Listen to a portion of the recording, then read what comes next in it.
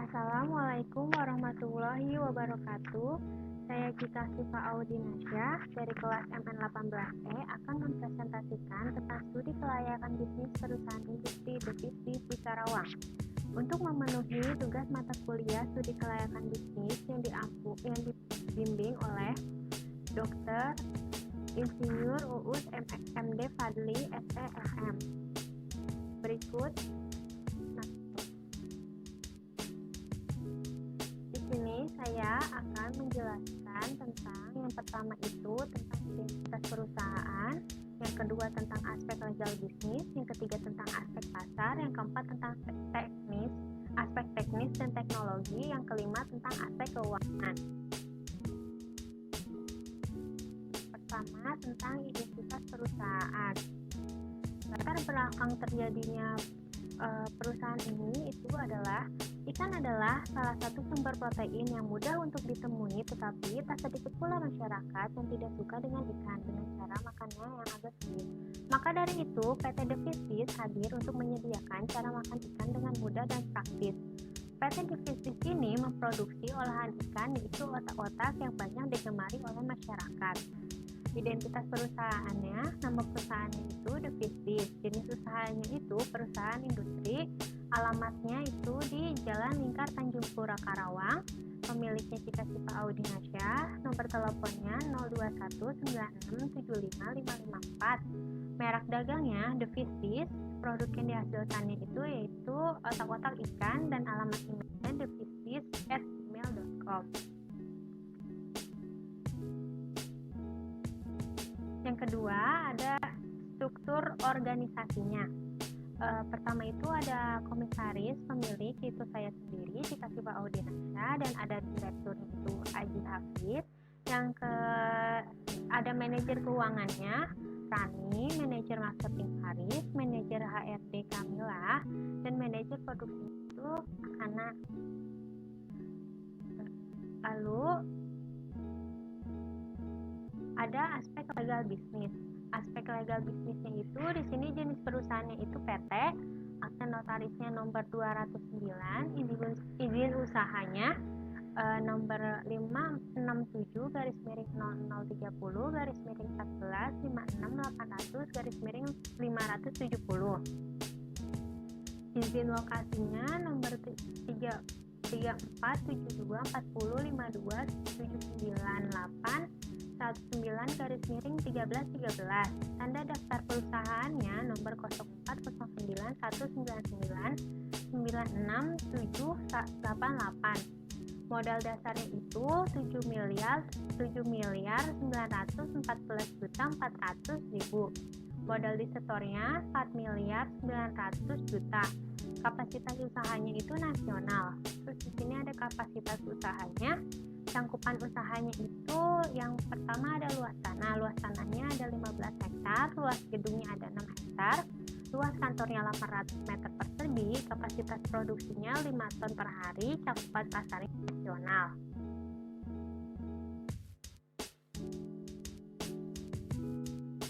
Lalu ada aspek pasar. Segmentasi pasarnya itu secara geografis, PT The Fish ini nasional. Secara demografis, semua umur dan semua gender. Segmentasi pasarnya itu kelompok ekonomi menengah. Target pasar yang diutamakan oleh perusahaan kita adalah orang dewasa maupun anak-anak yang ingin makan ikan secara praktis. Potensi pasarnya, di masa yang modern ini banyak sekali ibu rumah tangga atau anak remaja yang mau makan dengan praktis. Oleh karena itu, kami menghadirkan produk olahan ikan yang praktis dan bergizi.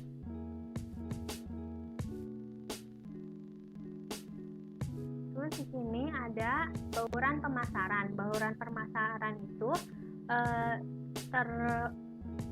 terbagi menjadi 4, yaitu ada produk, place, promotion, dan price. Produknya itu, yang pertama itu produk. Produk itu banyak sekali produk makanan frozen yang ada di pasaran, tetapi hanya ada beberapa yang memilih ikan sebagai bahan bakunya. Dengan ini, kami meluncurkan produk makanan frozen dengan olahan ikan berbentuk kotak-kotak. Selain bergizi, produk ini juga bisa meningkatkan kesadaran masyarakat bahwa mengkonsumsi ikan itu baik untuk pertumbuhan dan kesehatan. Yang kedua ada place atau tempat. Lokasi atau distribusi produk-produk ini menyangkut tentang gerai offline dan gerai online. Untuk gerai offline-nya itu, konsumen bisa mendapatkan produk ini di distributor resmi atau agen-agen penjual makanan frozen. Dan untuk online, kami mempunyai e-commerce, jadi konsumen dapat lebih mudah untuk membeli produk ini. Untuk promotionnya, kami ada 3 cara, yaitu sales promotion, yang kedua media sosial, yang ketiga ada public relation, yang keempat itu ada price atau harga. Agar produk bisa dijangkau oleh kalangan ekonomis menengah maupun ekonomi kelas bawah, perusahaan ini menetapkan harga sebesar 13.900 per buku. Lalu kita akan mencari ramalan penjualannya. Kita akan mencari ramalan penjualan untuk tahun 2025. Yang pertama itu kita akan mencari B-nya. Rumus B adalah N sigma X-Y dikurang sigma X sigma Y per N sigma X kuadrat dalam kurung sigma X kuadrat. Lalu N-nya itu adalah 5 dikali 12 juta dikurang 5 dikali 5.500.000 per 5 dikali 30 dikurang 10 kuadrat sama dengan 60 juta dikurang 27.500.000 per 150 dikurang 100 sama dengan 32.500.000 per 50. Jadi B itu hasilnya adalah 650.000. Lalu kita cari A-nya. A itu rumusnya adalah sigma Y per N dikurang B sigma X per N sama dengan 5.500.000 per 5 dikurang 650.000 kali 10 per 5. Jadi hasilnya itu adalah 1.100.000 dikurang 1.300.000, yaitu A-nya adalah min 200.000.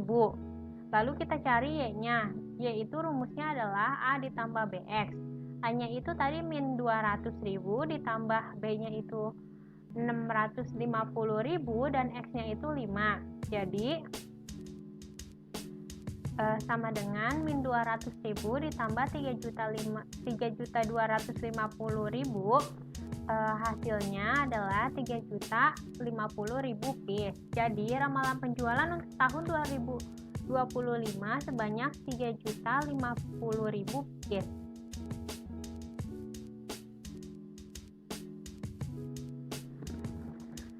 Lalu di sini ada aspek teknis dan teknologi. Di sini itu kita akan meramalkan lokasi mana yang paling cocok untuk berdirinya pabrik ini. Di sini ada KIIC, BIC, dan Indo-TIC. Di sini itu caranya adalah dengan men-skor masing-masing kebutuhan di setiap lokasinya.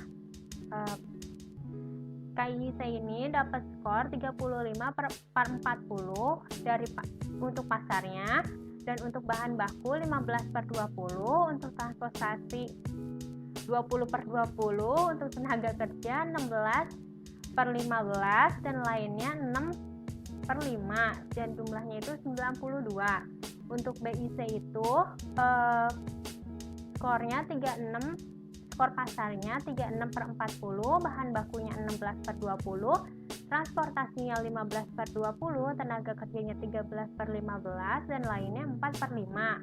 Hasilnya adalah 84. Dan Indo-TIC skor pasarnya 30 per 40, bahan bakunya 18 per 20, transportasinya 15 per 20, tenaga kerjanya 17 per 15, lainnya 7 per 5. Jadi jumlahnya itu 87. Jadi berdasarkan hasil perhitungan metode penilaian hasil value di atas, dihasilkan KIIC yang dapat mendapatkan jumlah tertinggi dengan jumlah 92. Itu berarti KIIC adalah tempat yang ideal untuk membangunnya perusahaan ini. Dengan berdirinya perusahaan ini dapat memanfaatkan sumber daya manusia yang ada di Karawang. Lalu ada denah bangunan atau gedung. Yang pertama itu ada pos satpam. Samping pos satpam ada gudang, sampingnya lagi ada parkiran. Di belakang parkiran ini ada kantor dan di sampingnya yaitu gedung produksi. Di belakang kantor ada toilet dan di belakang gedung produksi ada kantin dan musola.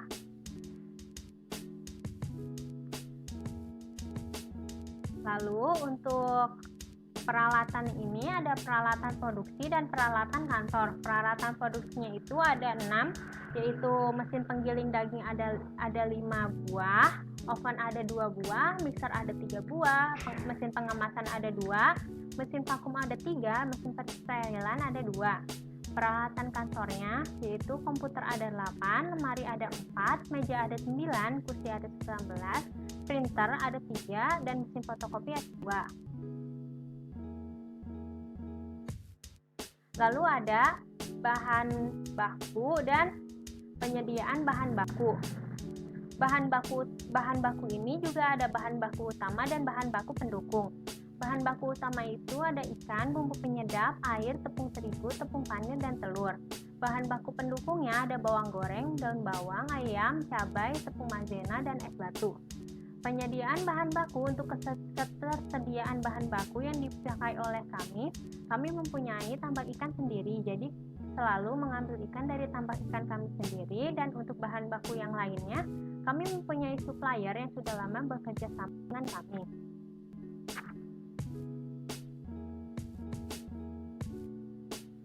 Untuk kebutuhan tenaga kerja, di dalam gedung kantor utama, perusahaan ini membutuhkan 7 orang. Minimal pendidikannya dari D3 sampai S1. Karyawan untuk terus merancang inovasi baru dan mengontrol perkembangan produk ini di masyarakat. Dalam gedung produksi, perusahaan ini membutuhkan 200 karyawan, minimal pendidikannya itu SMA untuk produksi. Dan di dalam gudang membutuhkan 7 karyawan, minimal pendidikannya SMA untuk mengecek dan menjaga barang agar tetap aman dan sesuai standar penjualan. Jadi, total kebutuhan tenaga kerja di perusahaan ini adalah 214 orang karyawan.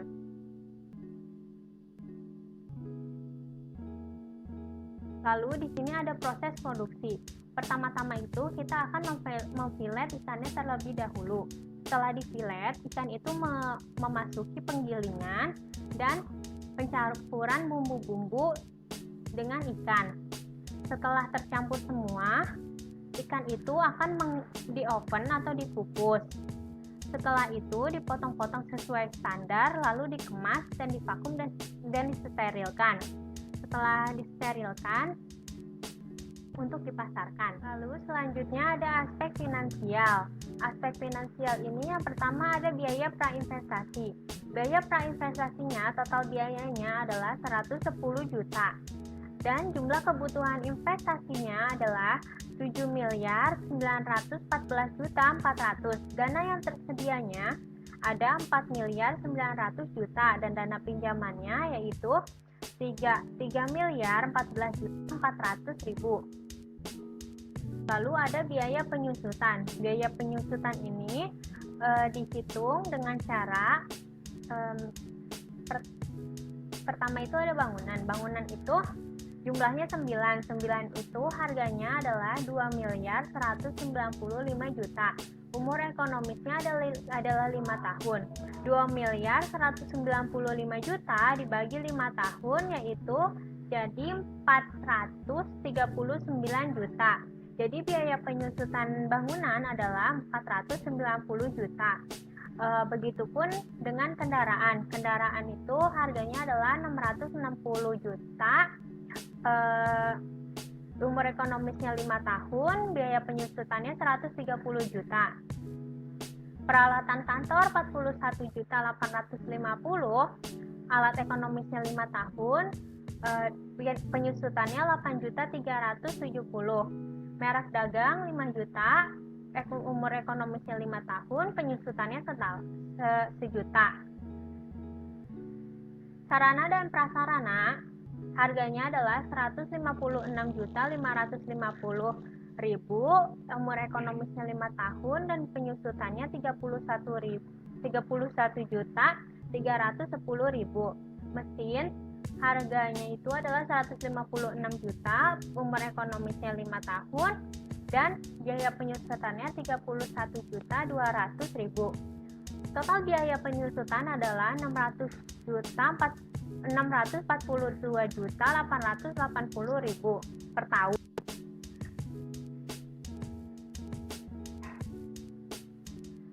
Lalu ada biaya operasional.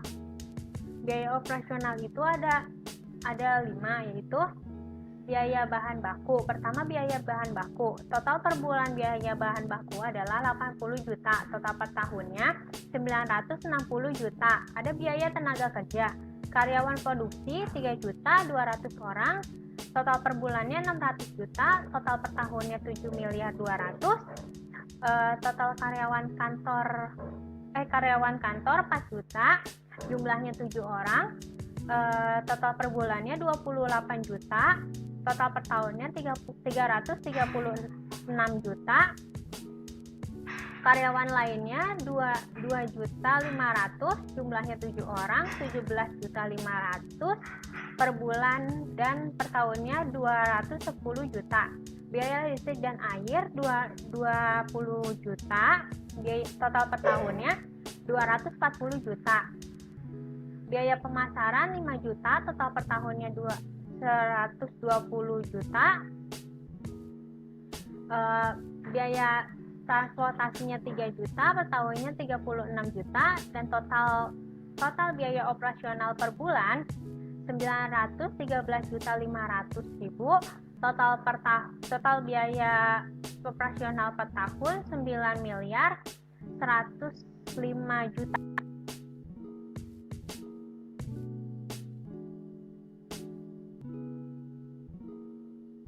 Lalu di sini ada estimasi laba rugi. Ini cara ngitungnya. Contoh yang pertama itu ada pendapatan 12.500.000 juta. Total biayanya 9.105 juta. Total penyusutannya itu sama semua, 642.880. Total ini yang 9.747.880 ini didapat dari total biaya ditambah penyusutan. Lalu EBIT ini dihasilkan dari pendapatan dikurang total. Jadi 2.752.120.000.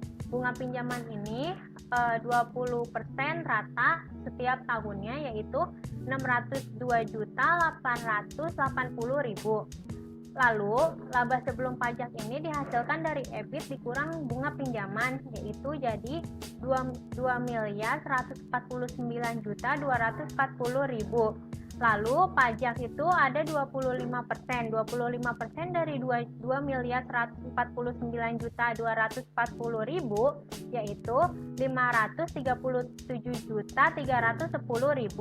2.149.240.000 dikurang 537.310.000.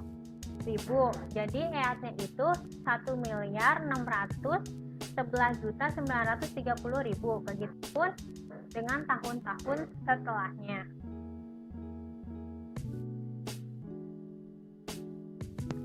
Lalu di sini ada kas selama umur ekonomis. Umur ekonomisnya itu 5 tahun. Jadi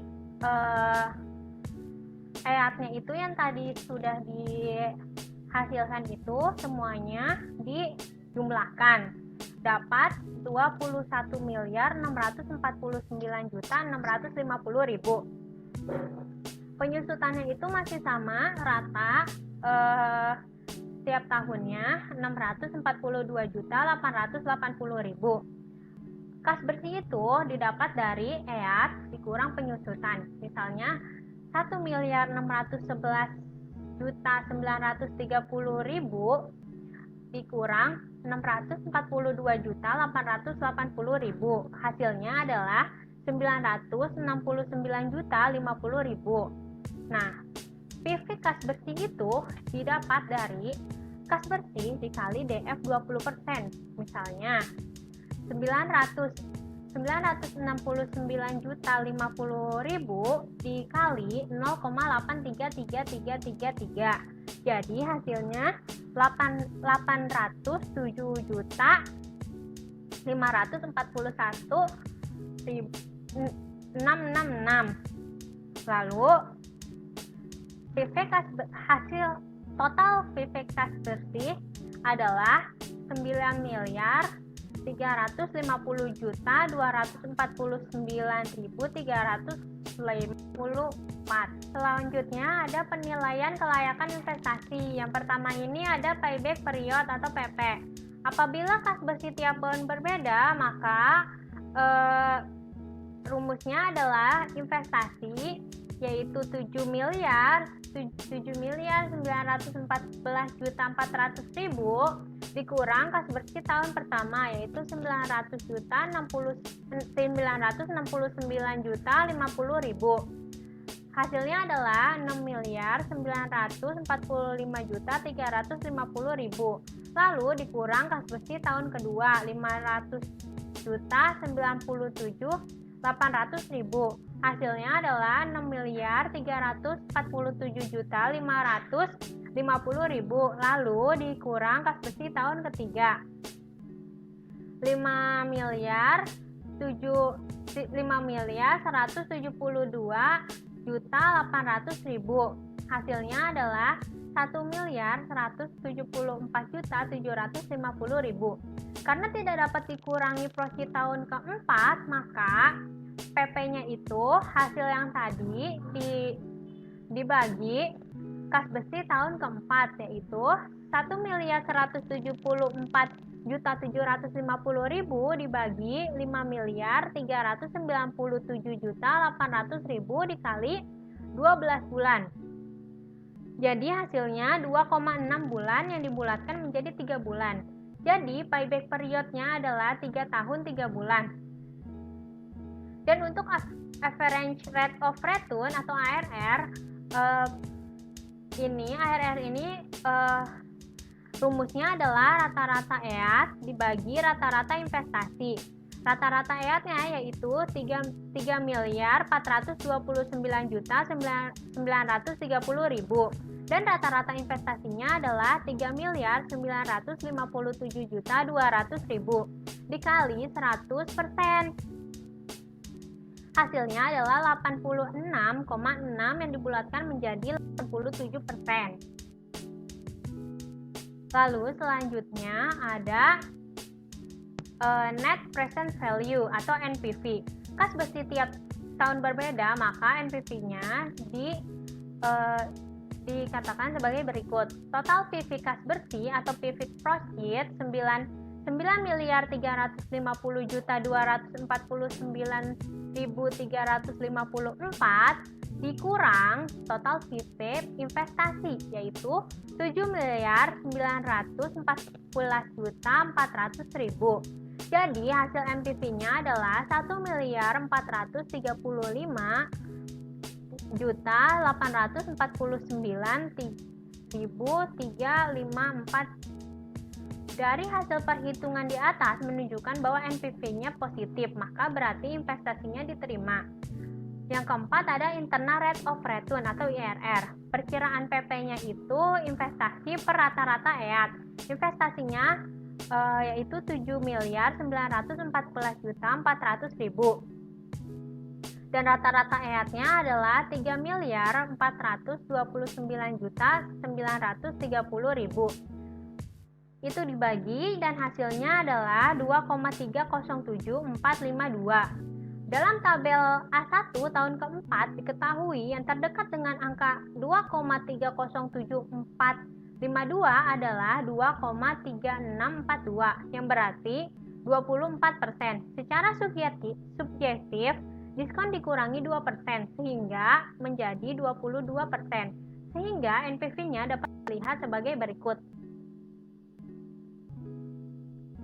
Jadi, kas bersih yang setiap tahun ini dikali dengan DF yang 22% menghasilkan PV profit yang untuk 22%. Lalu, kas bersih setiap tahun ini dikalikan dengan DF yang 24% menghasilkan PV Profit yang 24%.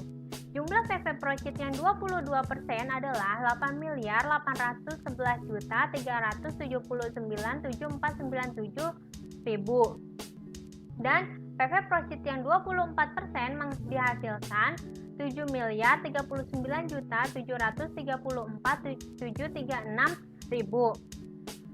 PV Profit dikurang PV Invest menghasilkan NPV. NPV yang 22% adalah 896.979.497.000 dan untuk yang 24% NPV-nya adalah min 874.665.264. Lalu setelah diketahui semuanya itu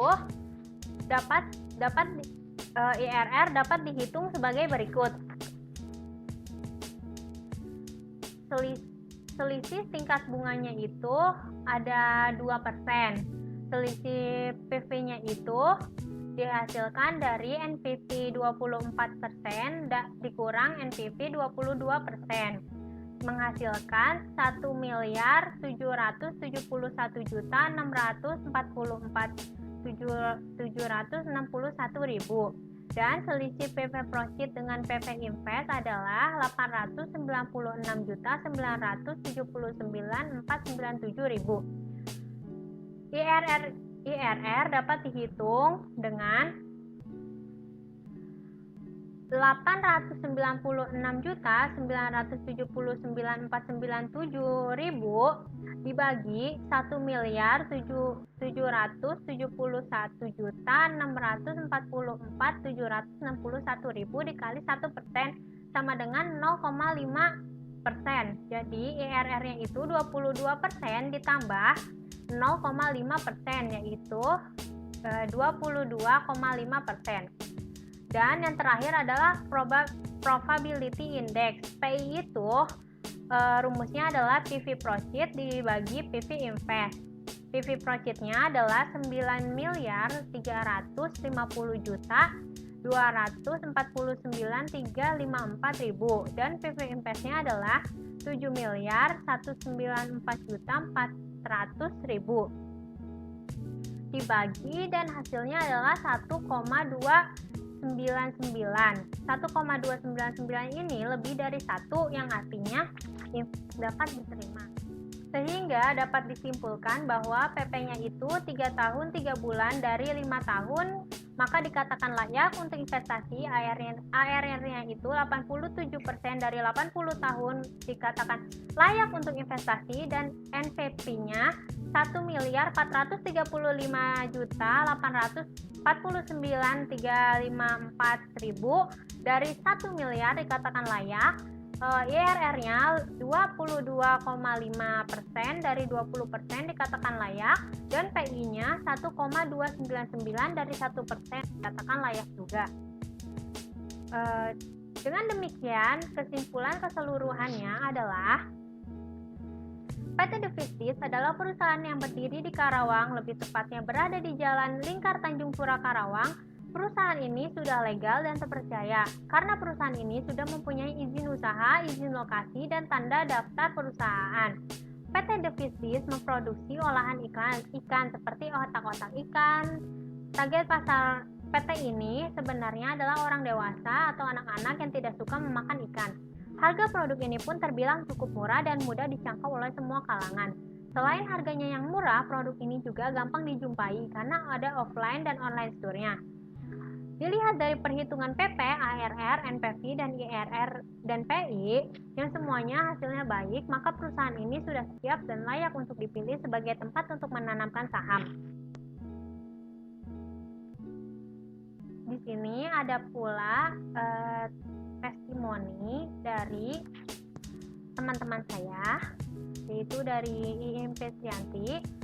Yang pertama itu dia berkata, melihat dari berbagai aspek mulai dari identitas, aspek legalitas yang lengkap, aspek pasar yang potensial, dan aspek teknis yang tertata dan teratur, serta aspek keuangan yang jelas, usaha The Fish Dish sangat menarik dan tentunya layak untuk dijalankan.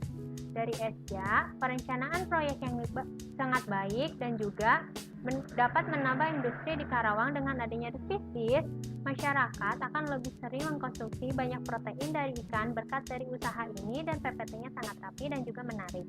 Dari 3, melihat dari berbagai aspek mulai dari identitas, aspek legalitas yang lengkap, aspek pasar yang potensial, aspek teknis yang tertata dan teratur, serta aspek keuangan yang jelas, tentu PT Ikan The Fish Dish layak untuk dijalankan. Dari Wulansari, jadi proyek The Fish Dish ini sangat jelas, terperinci, dan menarik. Dilihat dari aspek identitas perusahaan, aspek legalitas bisnis, aspek pasar, aspek teknis, dan aspek keuangan, sehingga pembaca mudah memahami isinya dan layak untuk dikembangkan. Dari Gayuh, dari sistem keseluruhan yang dirancang perusahaan The Fish Dish sangat menarik dan layak untuk dijalankan sesuai dengan rencana. Dari target pasar yang sesuai, aspek teknisnya yang sangat detail dan lengkap, serta keuntungan yang dihasilkan dari penjualan produk juga cukup besar, baik setiap bulannya maupun setiap tahunnya. Dari Maiti, perusahaan The Fish Dish sangat cocok didirikan karena perusahaan ini sangat bagus untuk dikembangkan. Apalagi zaman sekarang banyak yang tidak suka ikan, dan dengan adanya perusahaan ini, orang yang tidak suka ikan menjadi suka dengan pengolahan yang unik dan steril. Terus modal yang ada juga sudah cocok untuk bisnis ini. Dari penilaian PP, IRR, ARR, PI, NPV juga sudah layak untuk dijalankan.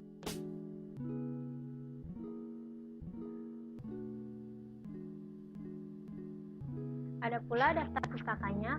Saya mengambil materi dari Kasmir dan Jakfar 2017, Studi Kelayakan Bisnis, edisi revisi Jakarta, PT Prenada Media Group. Terus yang kedua dari Rangkuti F 2012, Studi Kelayakan Bisnis dan Investasi, Jakarta, Gramedia Pustaka Utama. Yang ketiga Ibrahim Yakob 2009, Studi Kelayakan Bisnis, edisi revisi Jakarta, Rineka Cipta. Yang keempat ada Sobana Dadang Husen 2018, Studi Kelayakan Bisnis, Bandung, Pustaka Setia. Yang kelima ada Wuragil Sarno 2019, Aspek Keuangan dan Studi Kelayakan Bisnis dari www.sarno.